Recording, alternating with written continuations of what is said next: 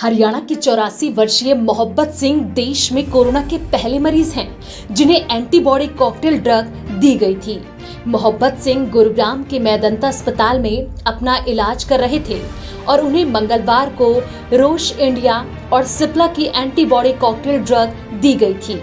अस्पताल प्रशासन के अनुसार सिंह को बुधवार को हॉस्पिटल से डिस्चार्ज कर दिया गया है। ये मोनोक्लोनल एंटीबॉडी थेरेपी हल्के से मध्यम लक्षणों वाले मरीजों के अस्पताल में भर्ती होने की संभावना को 70% तक कम कर देती है। मंगलवार को कासिरिवी मेब और इमडेवी मैब का कॉकटेल देने के बाद मोहब्बत सिंह को निगरानी में रखा गया और बीते दिन अस्पताल से छुट्टी दे दी गई। अस्पताल के प्रवक्ता के अनुसार एंटीबॉडी कॉकटेल ड्रग देने के बाद उन्हें निगरानी में रखा गया था, जिसके बाद कल उन्हें अस्पताल से डिस्चार्ज कर घर भेज दिया गया। स्विट्जरलैंड की दवा कंपनी रोश इंडिया और सिप्ला ने सोमवार को भारत में रोश की एंटीबॉडी कॉकटेल को लॉन्च करने की घोषणा की थी, जिसकी कीमत 59,750 रुपए प्रति डोज रखी गई है। ये कोविड मरीजों को गंभीर हालत में होने पर दी जाएगी। वैक्सीन लगाते हैं तो बॉडी कैसे प्रोटेक्ट करती है अपने आप को एंटीबॉडी बना के।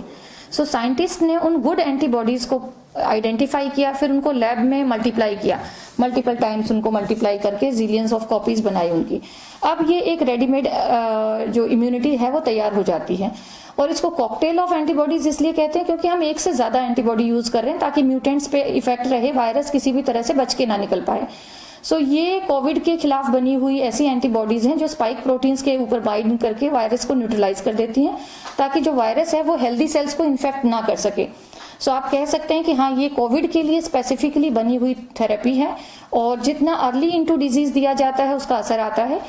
ये ट्रीटमेंट अमेरिका में, कुछ दूसरे देशों में अभी कुछ महीनों से बहुत ही फ्रीली अवेलेबल है और वहां पर चल रहा है, as a part of standard care वहां पे बन गया है। सो इसमें अगर हम पेशेंट को एंटीबॉडी ट्रांसफ्यूजन देते हैं तो 70% चांसेस रिड्यूस हो जाते हैं उसके हॉस्पिटलाइजेशन के, 70% चांसेस उसके मोर्टेलिटी के रिड्यूस हो जाते हैं। This is how it works. It can be given to a high risk group क्योंकि ये कॉस्टली है, तो कॉस्ट इफेक्टिव बनाने के लिए अगर हम उन लोगों को दें जिनको सीवियर बीमारी होने के ज्यादा चांसेस हैं तो उनको ज्यादा फायदा होगा।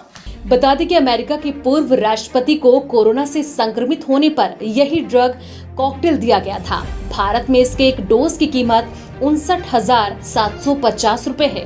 भारत में जिस मोहब्बत सिंह नामक शख्स को यह दवा दी गई, उनका गुरुग्राम के मेदांता अस्पताल में 5 दिनों से इलाज चल रहा था।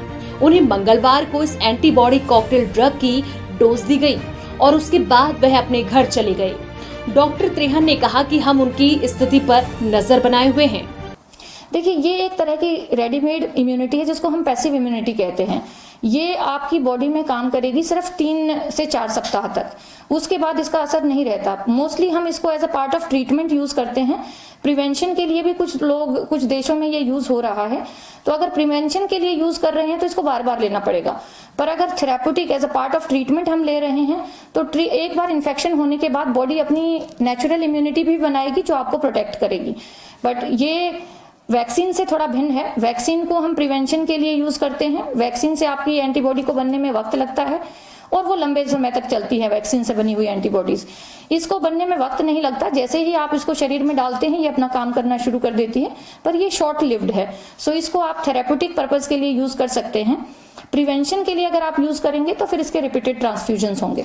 स्विट्जरलैंड की दवा कंपनी रोश इंडिया और सिप्ला ने सोमवार को भारत में रोश की एंटीबॉडी कॉकटेल को लॉन्च करने की घोषणा की थी। मेदांता अस्पताल की सुशीला कटारिया के अनुसार प्लाज्मा के साथ साथ कोरोना के इलाज में इस्तेमाल हो रही रेमडेसिविर और टोसिलीजुमैब से ये दवा बिल्कुल अलग है।